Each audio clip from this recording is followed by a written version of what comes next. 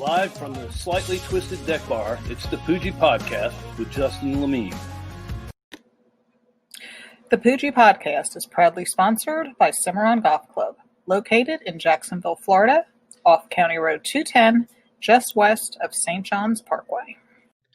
What's going on, everyone? It is Thursday, June 18th, and it is lunchtime, which means it's time for a sports update for today's episode. We do have a great interview coming up later with a internet sensation at the moment with things going on with coronavirus, so excited to get to that here in a second. But first, some news coming out of football, so I want to get to that. So let's talk about it. Dr. Fauci, who we're all familiar with at this point, based on the coronavirus, the task force that he leads up for the White House, has come out and said that for the NFL to get played, they need to emulate what's happened in the NBA in soccer. And why is this news? Shouldn't that be almost already obvious? Why is the NFL any different from any of these other sports? If sports are going to return, yeah, it's going to take time, but wouldn't you imagine that every sport has to return in almost a very similar way to protect these players?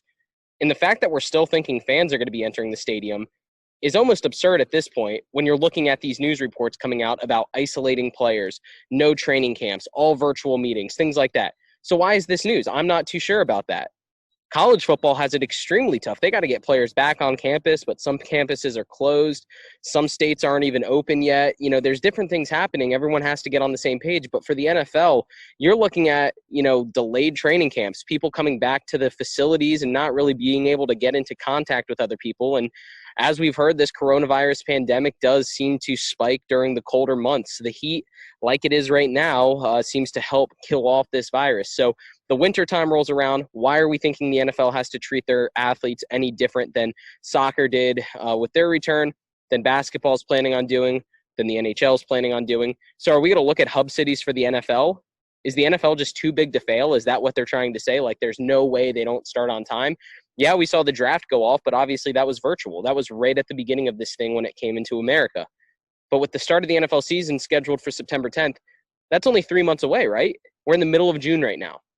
We don't have any real progress as far as getting back into the facilities and the plans and things like that. And things can change very quickly. This whole thing is fluid. So I'm not sure why this is even news from the NFL. Maybe it's just another story to be posted all over the sporting news websites. But to think anything other than the fact that these players are going to have to be isolated is just wrong. It's not realistic. This isn't going to go away in 3 weeks or 3 months, right? This is something that you're going to have to slowly ease back into. And to get these players back into playing shape, you're going to need to get them isolated and almost into a bubble format where they're isolated, tested regularly, and making sure everyone's staying protected. And let's be real, football might be one of the worst sports to get back outside of UFC simply because of the amount of contact that's involved between the players. So we'll see what happens, but let's talk about it. And now I do want to get to the interview for today, presented by Strings Sports Brewery up in Springfield, North Jacksonville. Be sure to check out Strings Sports Brewery. Their 1 year anniversary is actually next Wednesday on June 23rd. So if you are in the Jacksonville area and looking for something fun to do next week, they have a very nice weekend planned starting on Wednesday with a local sports radio personality doing their show live from there on Wednesday, and a fun weekend planned with live music and food specials as well. So Strings Sports Brewery, definitely worth going to check out with the family. A very fun atmosphere in Springfield. So without further ado, please enjoy this interview and stick around for Poojie Parlay after the interview. Thanks. What is going on, everyone? Very excited to have this next guest with me. But first, obviously want to thank Cimarron Golf Club for all the support they provide for the podcast, and hope you enjoyed the sports report before this interview, keeping you up to date on everything in sports. But today, I do have one of the hottest topics going right now in the world of sports, given the current circumstances with coronavirus. A persona that has kind of boomed overnight and taken off over the last few months. So here today for you, we're going to kind of take off the mask a little bit and learn a little bit more about Colin, Coach Doug's McClow. So Colin, thanks for being here, man. Absolutely. Good to be here. Thank you for inviting me. Awesome. Well, I know recently you just stopped by the Jumbo Shrimp front office, so it was good meeting you there and running into you and everything. How's everything been, I guess, during this coronavirus, getting around town, kind of getting to meet people, just some different things that have been going on? Yeah, absolutely. Well, it's kind of, the traffic's kind of been nice. I got to say that, during quarantine, the traffic hasn't been too bad. And it has kind of been, as this has progressed on the whole Coach Doug's persona and everything, as more people seem to recognize me, it is kind of it's a weird feeling where it's like, oh, hey, you're Coach Doug's. I can't shake your hand. Okay, well, hey, it's like an awkward, like, thumbs up, cool, so. Yeah, the traffic and everything's been great, but the confrontations have always been like, all right, well, hey, I want to shake your hand, but, awesome stuff, So it's been weird interactions, but everyone's been real nice about it, and everyone's been real cool about it. That's awesome. I mean, I'm sure it's a very fun thing to be a part of and everything, but I guess simply put, how the hell did this happen? Like, I know you post a picture in your FSU stuff, and then the next thing you know, you got thousands of followers on Twitter a few months later. Take me through how this happened, what the thoughts were behind it, and your enjoyment behind it. Yeah, absolutely. Well, it's kind of taken over my life. It's kind of taken over my whole world too. So it's not just online, but in person as well. But really, the first thing it started out as is I follow Barstool Sports. I follow Big Cat, and with coronavirus canceling, or the NCAA decided to cancel March Madness, Big Cat went and bought actually, I think it was that day, he bought a 360, an Xbox 360 and NCAA 14, and he created a character in that mode and everything to take his character throughout different schools and create, a career with the coach. And he just happened to make it the biggest coach he could as far as the avatar goes. And I didn't actually catch on. He wasn't actually showing the videos on Twitch or anything until I think after Toledo. He started out in Toledo, then went to FSU. I didn't actually follow it until one of their really talented artists for Barstool, Trig, he actually created he did a cartoon personification or, cartoon caricature of the video game character. And I said, and this is while I was at FSU, and I graduated from FSU in 2012, been a lifelong Seminole fan.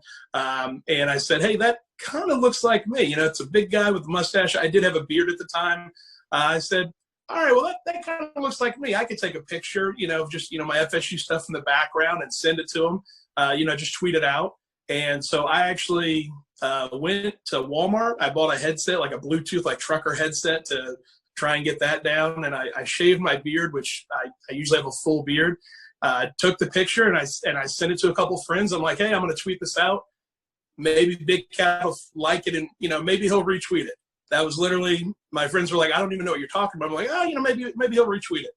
And then here we are a couple months later, and I'm in talks with Tennessee and Texas Tech, and they're sending me gear because they want me to make videos and stuff and pictures and stuff, and as Coach Doug's at school, and all the schools have been really cool about it.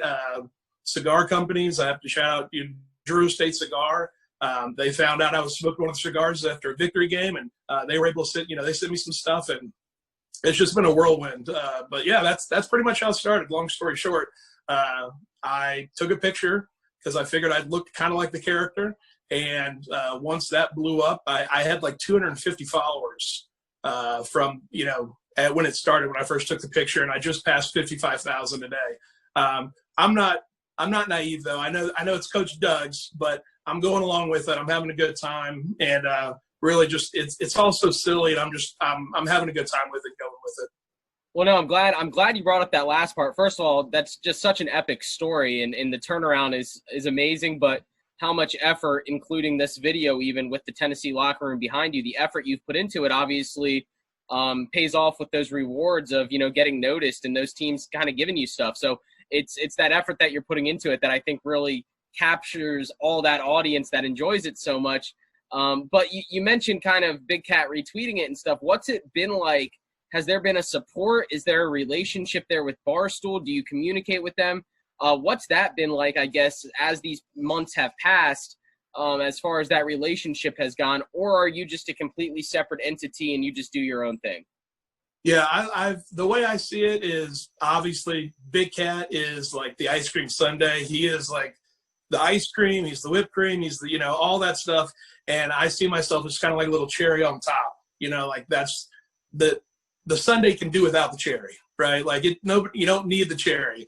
But that's how I see it. I do speak with, or I haven't spoken with him, but I DM him occasionally, and I've talked to other Barstool personalities.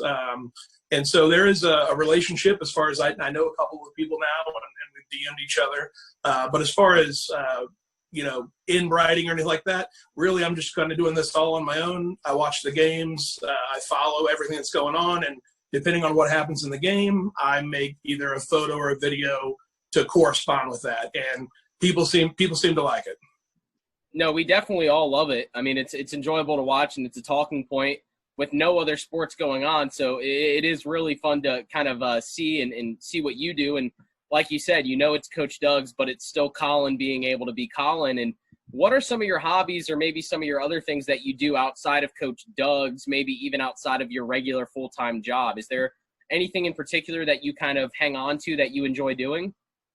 Yeah, and so I do have a full-time job. I work for an international bank, so that's my 9 to 5. But as far as outside of that, I am a stand-up comic. So I perform at the Comedy Zone here in Jacksonville, Florida, and that's usually a couple of days a night, either there or doing an open mic around town. So that really keeps me busy. The Comedy Zone has been closed down because of coronavirus, the quarantine and everything. So this has actually been a really nice outlet for me to still perform, still write jokes, still, act on that. So this has actually been it's actually been a really nice platform for me to actually continue that and keep my mind off of other things rather than just being cooped up in the house all day. So people say like, oh, hey, you're doing a great job and everything. I'm like, I'm doing what I'm actually, this is keeping me sane too. So it's like, I appreciate everyone appreciating it, Yeah, it's got to be enjoyable to be able to take something like this on, but it also align with your passions directly and kind of able to carry those Comedy Zone, stand-up skits and things like that, but also now on a bigger bigger stage, and kind of reach a huge audience now, of course, with 55,000 plus followers. So that's awesome. But I know it is all fun and games, but does it ever get stressful for you? Are you ever frantic trying to get videos made? Are you ever stressed out? Or is it pretty much just a relaxed setting and enjoyable for you? I've tried to keep it in a relaxed setting. Early on when I had a couple of friends who were helping me edit some of the more complicated videos, I made it clear. I was like, if it gets too much, if it gets to the point where I am getting frustrated about like, oh, I need to make this or this video has to be perfect, then that would just be it would be stressful for me. And at that point, it's no longer fun. So I've made a conscious effort to keep it all simple and silly. And, I did one video, it was a rain game. So I put the green screen in my shower and I tried to I had the shower head like hitting me in the head. And you really couldn't tell on the video just because it was a green screen and the water didn't really show up that well. But I have a buddy down in South Florida who edited it to where like the rain sound came in and everything. But yeah, so I'm just keeping it silly, keeping it simple. I think at the point where it becomes too much or it becomes stressful, it wouldn't really be fun at that point. So I've just been keeping it simple and just having fun with it. No, that's awesome. That's definitely important, of course. I mean, even for me, I started up this podcast simply when the quarantine hit, and I kind of had the same mindset of the second that this gets stressful or non-enjoyable, that's when it's becoming more of a job than just a hobby. So I kind of see that exactly what you're saying. And like we mentioned with you being a stand-up comic, you being able to kind of express yourself and use this as an outlet to keep sane and everything. But I know you mentioned a little bit ago that you've had different schools reach out and send you gear and the cigar company and stuff. What are some cool things that you've gotten to do, or maybe some cool conversations you've had? Maybe something specifically with USC, I think that I saw on Twitter that you had mentioned about them using your likeness within one of their tweets or something like that. Some cool things. Yeah, that was actually the first time where it was like, oh, like this is actually this isn't just me like tagging along and like being kind of like an appendix or like kind of a side story. It was when USC, when Big Cat chose to go to USC and become a Trojan, the USC athletic department or the USC football team actually used my image instead of the cartoon or the video game avatar. They used the picture I took. They edited it to where It was the USC hat and shirt. And at that point, it was like, oh, wow, this tweet that USC, like the school, just tweeted out has my face on it. So at that point, that was kind of like when everything merged together and was like, I'm no longer just like an addition. Like, people see me as Coach Doug's. It's no longer just a character. It's like, no, that is Coach Doug's. So that's been pretty cool to actually to have that, and for people to actually, see my face and recognize it. That's been pretty cool. And I've just been, just connecting with different companies and everything, different people, just sending me tweets, saying how much they appreciate everything. That's kind of personified it, where it's like, okay, people see me and they think Coach Doug's. And I think that's pretty cool. No, that's definitely awesome. Definitely aligning yourself with Coach Doug's and being that's the first thing they think of, when they see you, and you'll be able to carry that with you forever. This is a very memorable time in our society, and this is something in sports that we'll be able to kind of circle back to. Hey, remember when there was no sports, and that guy was the persona of Coach Doug's, and just really awesome. Now, I guess personally, do you play video games? Have you ever played NCAA football? Would there be any skill from you in that game? So unfortunately, I think I would probably be at the same level as Big Cat. I used to play video games all the time. And actually, when I was at Florida State, I was the EA rep for FSU on campus my junior year. So it was a program that EA put out where they had, actual marketing reps that were students on campus that could have events and everything. So, in 2011 or so, I was doing that. And so every week at my fraternity house, I'd get a box of video games and a box of T-shirts and everything. And so that everyone knew me as like the video game guy then.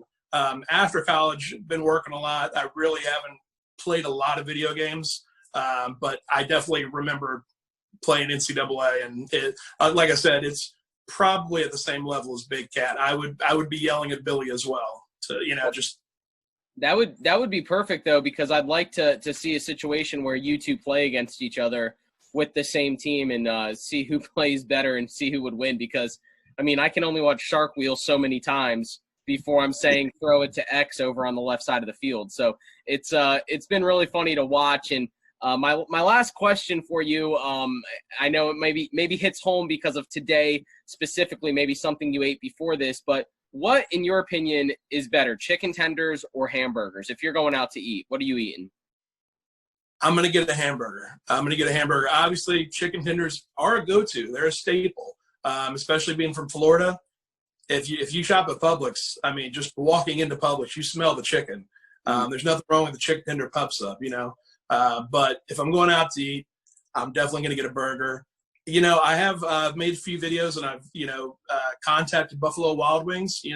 Maybe one day we'll put some wings on a burger, maybe we'll double it up. I don't know. I'm throwing out there. I can't promise anything, but who knows what the future holds, No, that would be awesome. And I guess kind of as you get a little bit older and chicken tenders are a staple, like you mentioned, but a lot of times on the kids' meal. And I wonder if people maybe shy away from chicken tenders sometimes because they don't want to be viewed as a little bit too childish, and the hamburger is a go-to, but chicken tenders are great as well. If you're in Jacksonville, you need to go follow at 904 Burgers on Twitter. They do great burger reviews around town.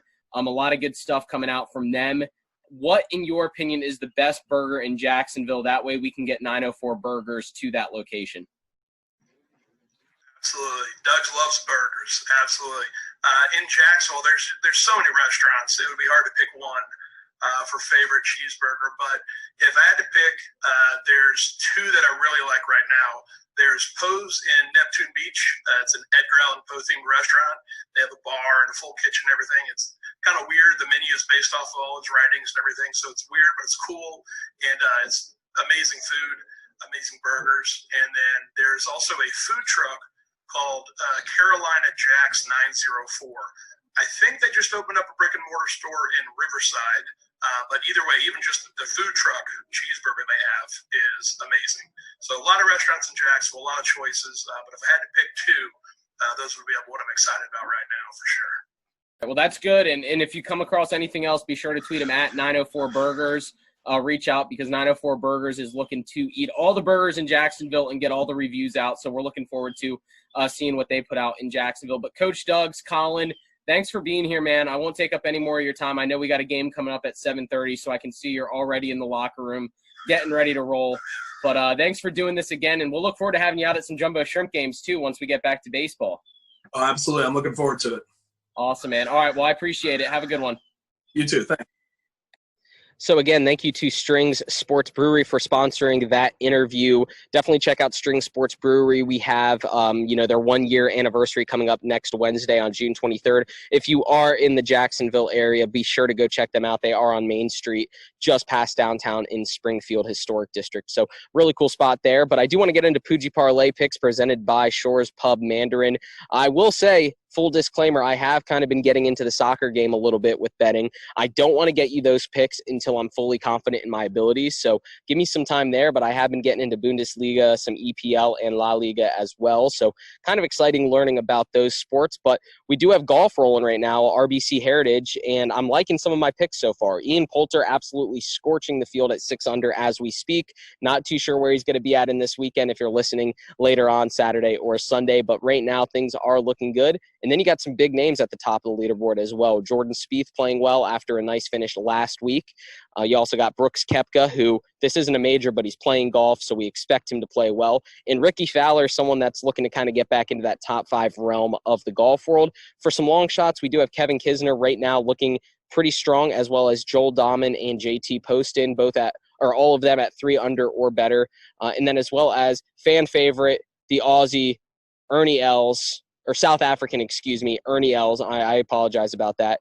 Ernie Els is playing well right now, so let's see if he can take this into the weekend. And then UFC, I do want to touch on real quick. I know in the Let's Talk About It section, we talked about isolating athletes, but UFC Fight Island is officially real. They do have UFC 251 planned from there in middle of July, but UFC has 3 fight nights planned as well. So 4 events within 2 weeks at Fight Island, an island just off Abu Dhabi. So that'll be exciting to watch, looking to get some picks there as well later in July. So be sure to stick around on Sunday. I'll obviously get you my NASCAR picks. Big race coming up this weekend at Talladega. But until next time, enjoy the video. Go watch Coach Duggs this evening in the National Championship, and I hope you always go win some money. That was Poojie Parlay presented by Shores Pub Mandarin. To close it out, I do just want to wish everyone a happy Father's Day weekend. Go enjoy some golf and NASCAR this weekend with your dad, the special father figure in your life. So happy Father's Day to all the dads out there. And hopefully on Sunday, we'll have some exciting golf and NASCAR to close out Father's Day weekend. So until next time, happy Father's Day. See you on Monday. Be sure to follow our show on Spotify, Apple Podcasts, Google Podcasts, and other podcast streaming services, as well as subscribe to our YouTube channel to check out unique video elements for each interview.